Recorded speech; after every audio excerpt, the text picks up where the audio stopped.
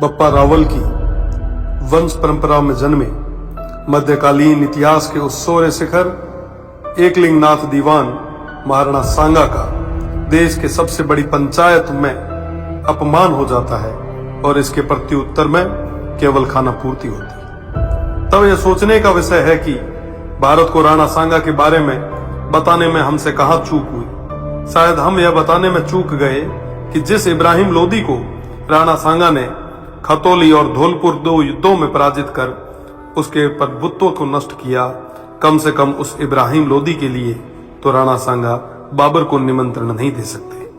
1519 में गागरोन के युद्ध में मालवा के सुल्तान महमूद खिलजी को 3 माह बंदी बनाने वाले, ईडर के युद्ध में गुजरात के मोहम्मद शाह की सेना को पराजित करने वाले, दिल्ली, मालवा और गुजरात की संयुक्त सल्तनतों को हराने वाले तत्कालीन भारत के शक्तिशाली शासक राणा सांगा को कहां जरूरत है किसी विदेशी को आमंत्रित करके सहायता लेने की। दौलत खान लोदी जैसों के निमंत्रण पर आए बाबर के विरुद्ध मेवाड़ के आसपास के शासकों ने राणा सांगा के झंडे के नीचे बाबर जैसे आक्रांताओं से लोहा लिया। जिस राणा सांगा के साथ आमेर से पृथ्वीराज जी कछवाहा, बीकानेर से कल्याणमल जी, जोधपुर से मालदेव जी, मेड़ता से मीराबाई जी के पिताजी रतन सिंह जी व वीरमदेव जी, ईडर से भारमल जी, बूंदी से नरबत जी हाड़ा, सिरोही से अखेराज जी देवड़ा, सादड़ी से झाला अजय जी, चंदेरी से मदीनी राय प्रतिहार जी, हसन खान मेवाती सहित आसपास के सभी सरदारों का सहयोग हो, उन महाराणा सांगा को किसी विदेशी की सहायता की आवश्यकता नहीं। इस संयुक्त मोर्चे के बल पर राणा सांगा तत्कालीन भारत के सबसे शक्तिशाली शासक बने। फलस्वरूप स्वयं बाबर ने राणा सांगा को अपना सबसे बड़ा शत्रु बताया।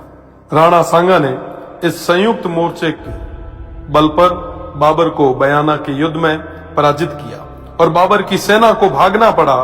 इसी भागती सेना के मुगल जनरल मंसूर बरसाल लिखते हैं कि राजपूत मृत्यु के देवता हैं और वो हमारी तरह युद्ध से मैदान से भागते नहीं हैं। खानवा के युद्ध में बाबर के हरावल दस्ते को बुरी तरह नष्ट किया गया। इस युद्ध में क्षत्रिय तलवारों का पहली बार तोपों से सामना हुआ। उन तोपों को नष्ट करने के लिए वीरों ने अपने सिर तोपों में देके उन्हें नष्ट किया। आज भी यह खानवा गांव महाराणा सांगा के नेतृत्व में इन देशभक्त सूरवीरों के राष्ट्र व धर्म की रक्षा विदेशी आक्रांताओं बाबर और उनकी सेना से युद्ध करते हुए प्राणोत्सर्ग करने का साक्षी है। राणा सांगा न केवल वीर थे बल्कि सभी धर्म और पंथों का सम्मान भी करते थे। राणा सांगा उत्तर भारत के स्वाभाविक नेता बन के उभरे। 80 गांवों के बाद में भी अडिग ऐसे महान इतिहास पुरुष के बारे में देश को कम जानकारी होना या उनके अपमान पर बिना कुछ विशेष प्रयास किए केवल खाना पूर्ति करना बेहद दुखद है। भारत तो छोड़िए, ऐसे महानायक की प्रतिमाएं आपको राजस्थान में भी न के बराबर मिलेगी। महाराणा सांगा की विरासत और धरोहरों को आज संरक्षण की आवश्यकता है। इस और ध्यान देना हम सभी का कर्तव्य है। ऐसे प्रयास ही महाराणा सांगा के प्रति सच्ची श्रद्धांजलि होगी और इनके इतिहास को धूमिल करने का प्रयास करने वालों को करारा जवाब।